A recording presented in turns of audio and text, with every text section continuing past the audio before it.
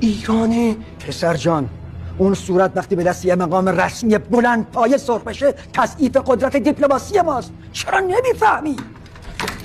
این دیپلماسی غیرت نداره؟ شعور داره.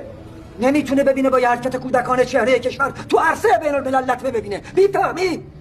این چهره‌ای که میگی وقتی لطمه میبینه که مملکتت روی نفت خوابیده باشه و مرد خونه مجبور شه واسه شکم زن و بچهش کلیه‌شو بفروشه، وقتی لطمه میبینی که به 2 نوجوان ایرانی توی عربستان تجاوز کنن تو باز التماسشو کنی که اجازه بهت بدن حاجی بفرستی تا پول گیرت بیاد، وقتی لطمه میبینه که امثال ناصر احتشام جیم این جماعت رو غارت کنن و با گردن کلوف راه برن و خط و نشون بکشن، وقتی لطمه میبینه یه مست انگلیسی به ناموست بی‌حرمتی کنه تو با بنز و تشریفات بیای دلجویی به خاطر منافع منافع ملی. اگه راست میگین جلو غارت داخلی ها رو بگیرین.